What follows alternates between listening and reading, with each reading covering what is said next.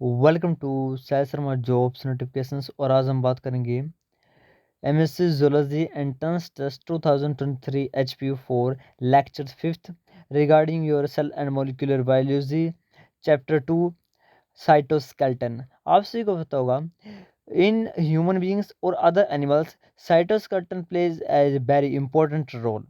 और साइटोस्केलेटन में दो साइटोस्केलेटन है वो बहुत ज़्यादा इंपॉर्टेंट है। वो है आपके माइक्रोट्यूब्यूल्स और माइक्रोफिलामेंट। साथ में हम बोल सकते हैं एक्टिन फिलामेंट। माइक्रोट्यूब्यूल में हम बात करें सबसे पहले तो microtubule are hollow, cylindrical, polymerized, polarized and dynamic structures. They are present in all eukaryotic cells. The basic building blocks of the microtubule is an alpha beta tubulin heterodimer. आपको मैं detail में समझाऊंगा कि क्या चीज़ है, कैसे बन रहा है, ठीक है। तो आपको ध्यान से इस वीडियो को देखना है।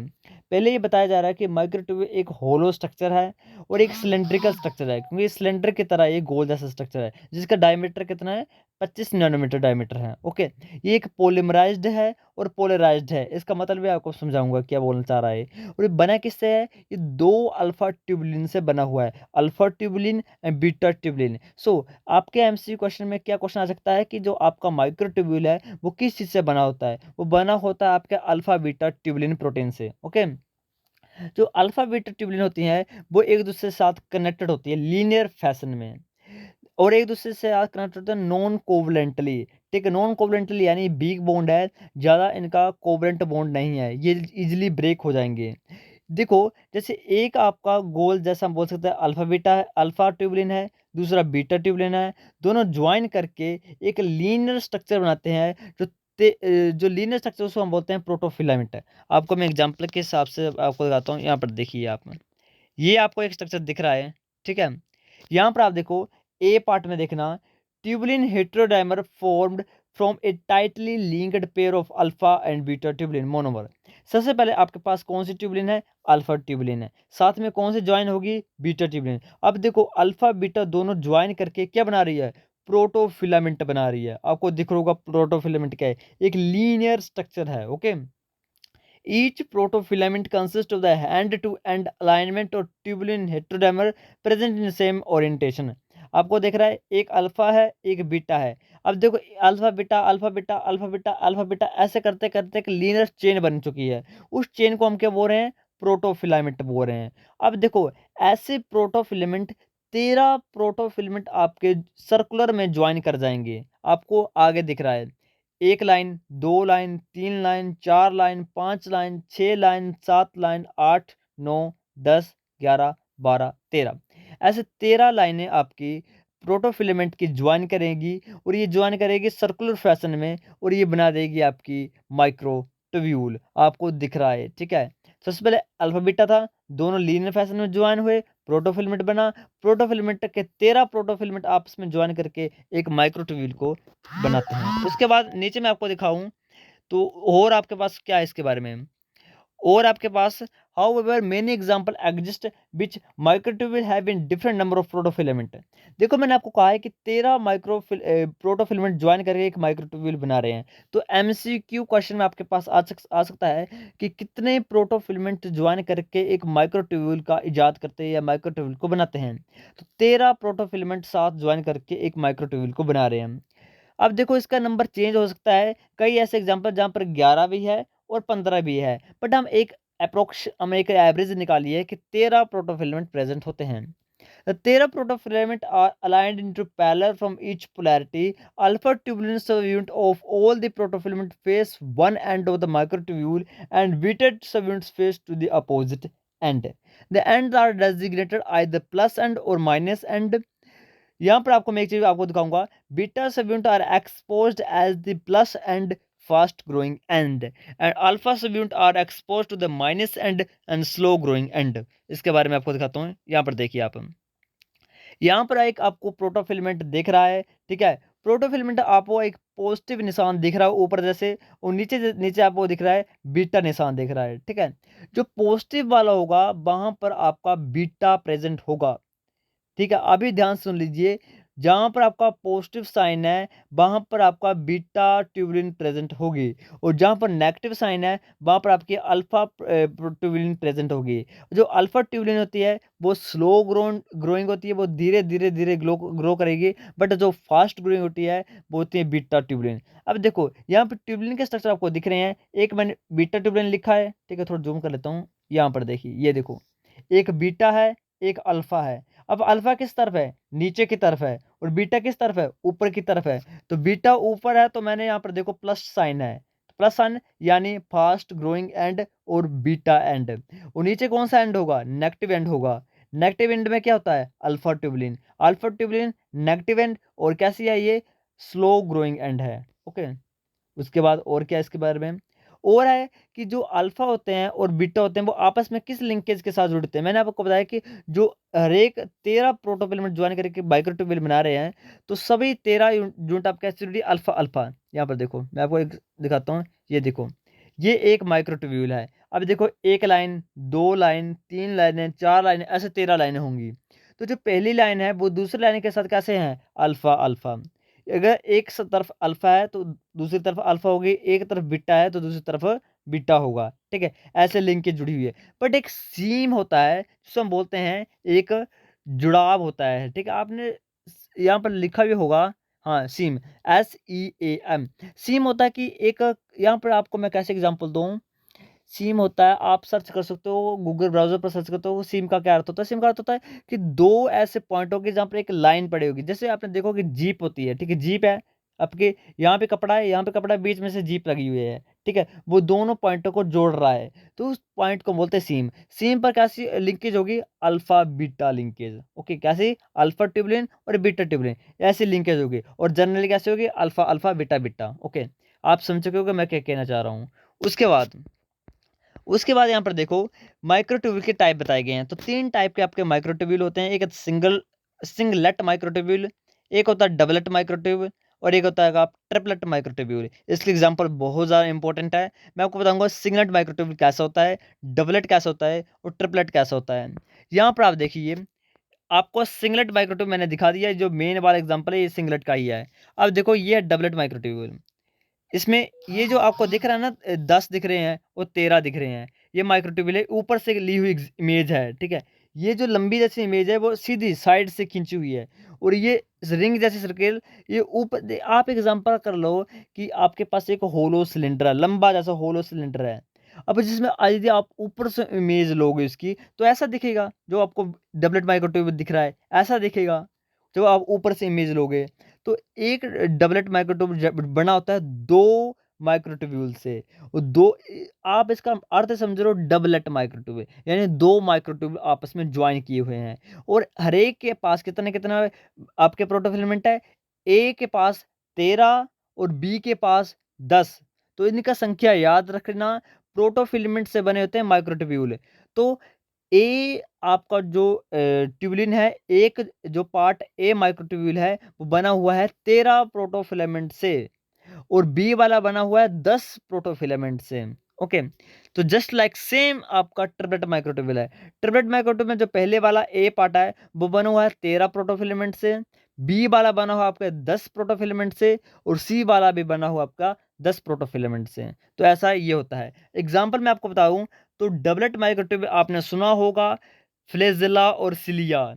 सिलिया और फ्लैजेला में आपने सुना होगा कि 2 माइक्रोट्यूब्यूल आपके पास ज्वाइन किए होते हैं, ठीक है, आपने सुना होगा 9+2 अरेंजमेंट। तो वहां पर आपका डबलेट माइक्रोट्यूब्यूल प्रेजेंट होता है, ठीक है। Doublet microtubule occur into the filament of the motile sales appendages, यानी सिलिया एंड फ्लैजेला।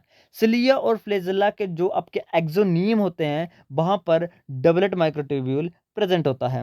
और ट्रिपलेट माइक्रोट्यूबुला का प्रेजेंट होता है basal body of cilia and flagella. Cilia और फ्लैजेला के जो बेस होता है, बेस पर ट्रिपलेट माइक्रोट्यूबुल होता है। और आपका जो सेंट्रोइल होता है, तो सेंट्रोइल में भी आपका ट्रिपलेट ही माइक्रोट्यूबुल होता है। तो एमएससी एंट्रेंस टेस्ट 2023 के पॉइंट ऑफ व्यू से बहुत इंपॉर्टेंट क्वेश्चन है कि सिलियो और फ्लैजेला के जो बेस है उसमें कौन सी अरेंजमेंट होती है। तो उसमें होती है आपके ट्रिपलेट माइक्रोट्यूब्यूल। और एक्सोनिम में कौन होती है? एक्सोनिम में, एक्सोनिम समझ रहे हो क्या होता है? सिलिया और फ्लेजेला का जो एक लंबा जैसा पार्ट है, जो मोटाइल पार्ट है, जैसे जैसे वाइब्रेट कर रहा है, पतला जैसा फाइबर जैसा, फिलामेंट बोलते हैं इसको, वो होता है एक्सोनीम। तो एक्सोनीम किससे बना हुआ है? 9+2 अरेंजमेंट है और बना हुआ है डबलेट माइक्रोट्यूब्यूल से। आगे है माइक्रोट्यूब्यूल ऑर्गेनाइजेशन सेंटर। अब देखो माइक्रोट्यूब्यूल ऑर्गेनाइज कहाँ से होता है, आपको मैं डिटेल में नहीं समझाऊंगा, मैं आपको सीधा बात आपके एमसीक्यू पॉइंट से बोलूं तो आपको लिखना ऐसा क्वेश्चन आ सकता है कि माइक्रोट्यूब्यूल कहाँ से ऑर्गेनाइज होता है। तो माइक्रोट्यूब्यूल आपको ऑर्गेनाइज होता है एमटीओसी से। कैसे ऑर्गेनाइज होता है? एमटीओसी से। अब आपको बता दो कि एमटीओसी क्या होता है।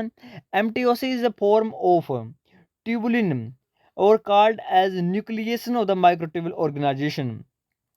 और ये एमटीओसी एक माइक्रोट्यूब्यूल ऑर्गेनाइजेशन सेंटर है, ठीक है, जो बना होता है टू सेंट्रोल से, ठीक है, पेयर ऑफ सेंट्रोल, जिसको हम बोलते हैं सेंट्रोजोम।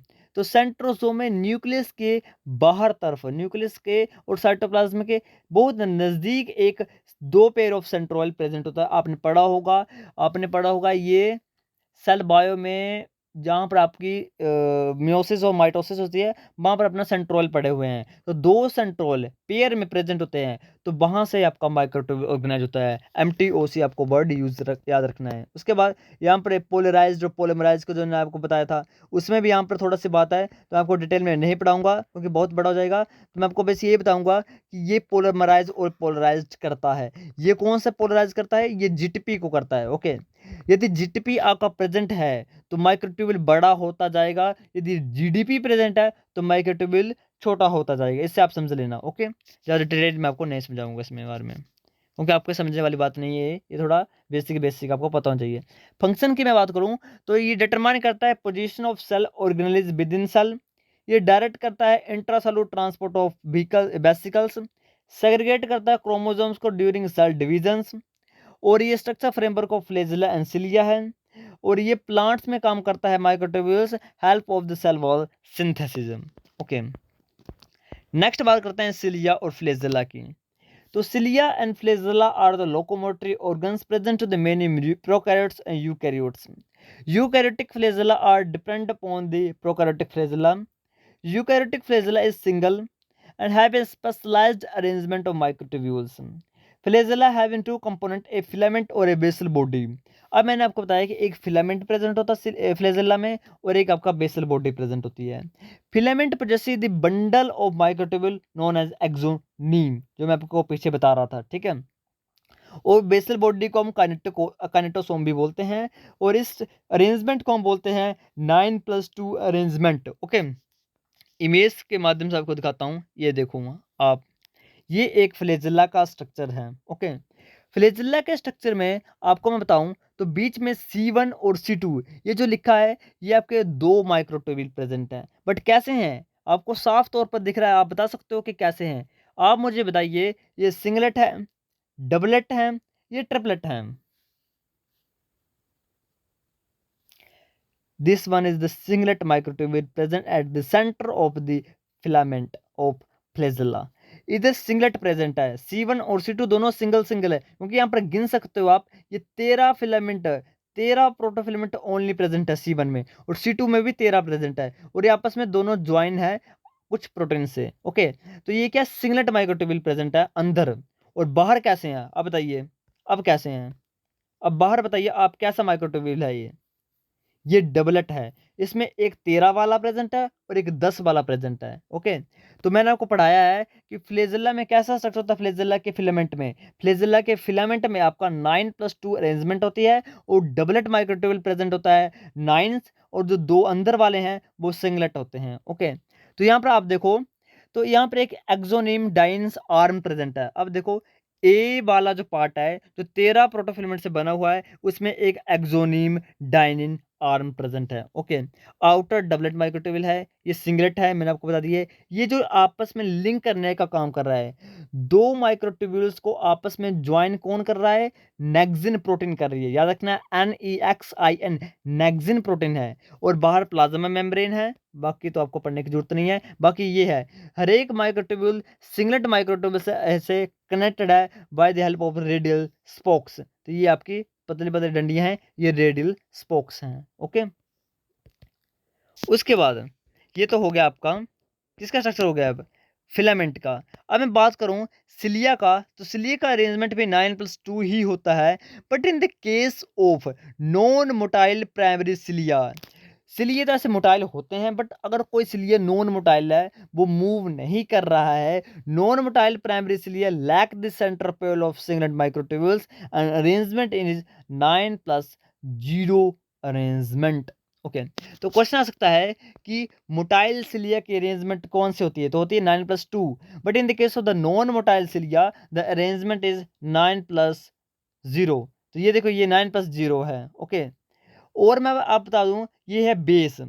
फ्लेजेला का बेस मैंने आपको कह सकता है ट्रिपलेट होता है कि डबलेट होता है। मैंने बताया कि फ्लेजेला का जो बेस होता है, काइनेटोसोम्स होता है, वो ट्रिपलेट होता है, बट फ्लेजेला का जो फिलामेंट होता है वो डबलेट होता है। यहाँ पर देखो ट्रिपलेट बेस आपको नजर होगा, तीन है, एक दो तीन, ये तीन माइक्रोट्यूब्यूल ज्वाइन करके एक सिलिया का, या हम बोल सकते फ्लेजेला के बेस को बना रहा है। ओके, उसके बाद सेंट्रोल के थोड़े से बात करते हैं। सेंट्रोल क्या होता है, तो centriole is the barrel shaped polarized structure made of the microtubules.